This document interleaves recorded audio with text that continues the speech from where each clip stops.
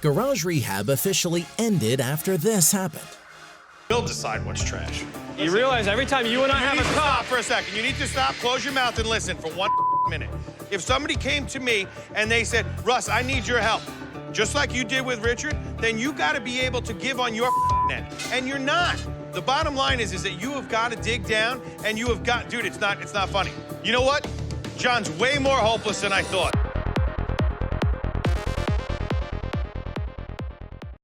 It's springtime, which probably means it's time to clean out your garage. But did you know that there was a show that gave big, dirty, pricey auto garage makeovers?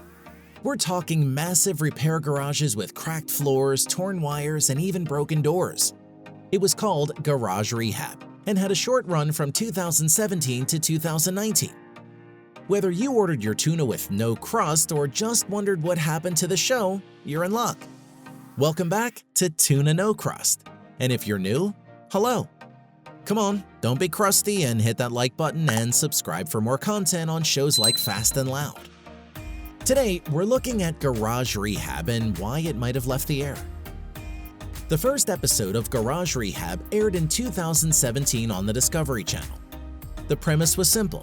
Garage owners send in videos of their garages and the show hosts pick a few of them to visit. Once there, they begin working on making an old rundown garage look good as new, if not better. They bring professional equipment, staff, and other resources to make the old garage sparkle. It's tense, it's technical, it's fast, so why did it mysteriously leave in 2019? Let's take a closer look at the show's writing, staff, and history and see what went wrong. There were things that happened behind the scenes that will shock you, so make sure you watch till the end of the video.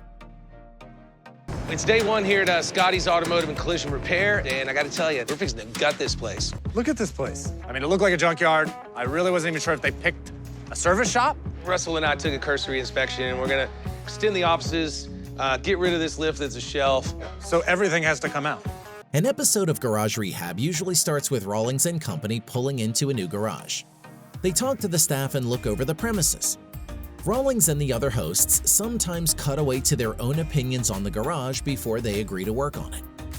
Finally, they hammer out a deal and start the renovations.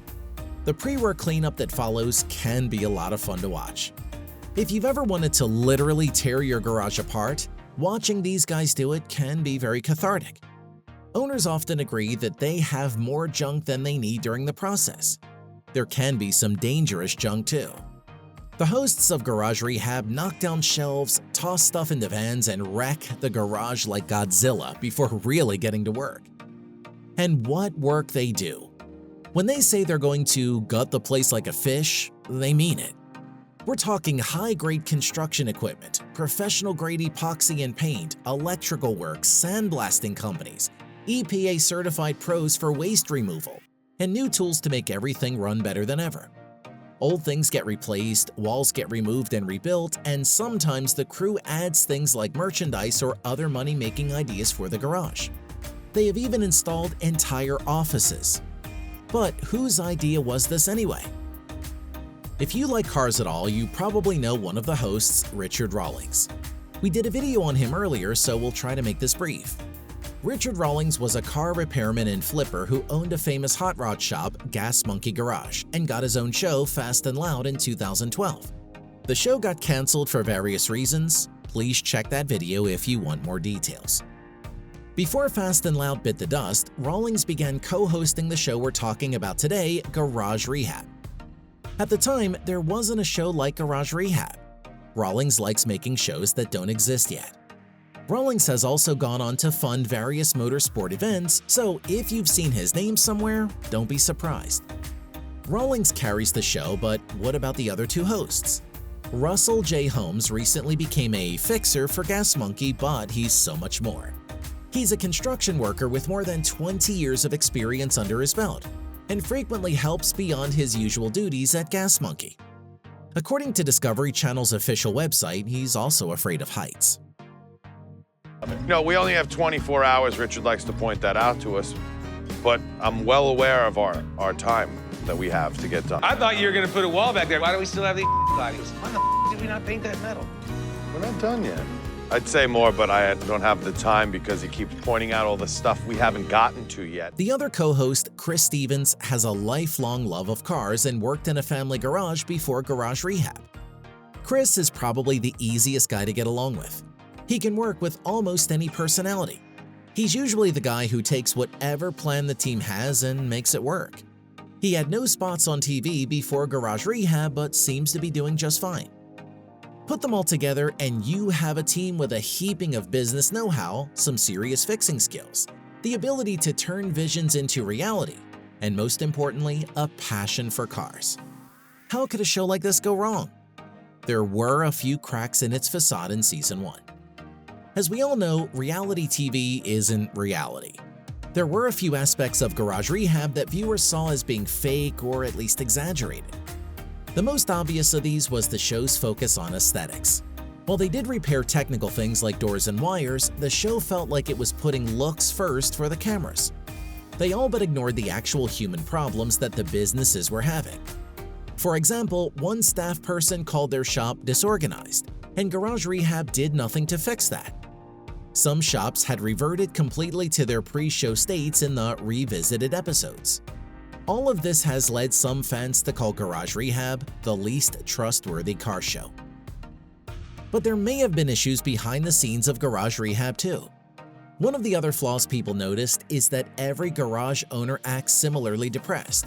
It's been confirmed that the hosts coordinated things so that the shop owners wouldn't be happy at first, but all emotional wounds would be healed by the end of the episode. Some time frames could be called unrealistic, such as repairing a garage for an event that's happening in a week or less. If you've seen enough of that, a fool me once sensation might start to set in. It's easy to see why that pattern might get stale. Obviously when it's clean, right? Most people like it when it's clean. It's kind of clean, no? No. What's up here, man? Yeah, office, my wife's up there probably. That's all my, Upstairs where the office is supposed to be is just more crap. The second season of the show toned down the drama a little and as of Season 2 has portrayed the original garage owners in a kinder light. For example, in the first episode of Season 2, the garage owner's kid has to go to the ER. They briefly stop the rehab to make sure he's okay. Guess I gotta... Did it break it? Yeah. The eye socket? I don't know, I think it broke some bone down here, so Yeah. it's pretty scary. How fast were you going? Man, I can't even remember. I mean, all I can remember is just flying through the air and hitting the ground is the last thing I can remember. Really? Yeah. Riesel Knievel. This change of pace was not enough to guarantee a third season, but it's good to know that the staff takes feedback seriously. Another possible issue is that Garage Rehab loaned the garages $100,000 or more. Some owners sweated over numbers that big. Nobody knows if they ever paid that money back or what could happen if they didn't. It's possible, albeit unlikely, that the network couldn't afford to keep the show on the air. With Stripe-A-Zone painting the lot up front, I was inspired to paint a little zone of my own, a smoking zone. I mean, it's only a 2-foot circle, but that's all you need. So if they are stupid enough to go stand by a stinky trash can and smoke cigarettes for that few breaks they get each day, then that's fine. But they're gonna do it by themselves, out in the open. I don't care if it's raining or snowing. Finally, there may have been issues with Rawlings himself. So many workers on Fast and Loud left and started their own show. Rawlings has a history of bad relationships and has said in the past that TV wasn't for him, even after Fast and Loud's 16-season run. He may be a savvy businessman, but he seems to be hard to work with. Having co-hosts who know him well probably balances him out. Hopefully, he has learned from past experiences. We can't really point to one thing that killed Garage Rehab with the information we have. It's important to remember that the show hasn't been canceled, it just hasn't been renewed. We haven't heard anything about Garage Rehab since late 2019, but the casting call is still up on certain websites. Nothing has been announced yet, but we can hope for that third season. So, what do you think? Do you think Rawlings was to blame for the show not getting another season? Or do you blame the writers and directors? What's your biggest home improvement project?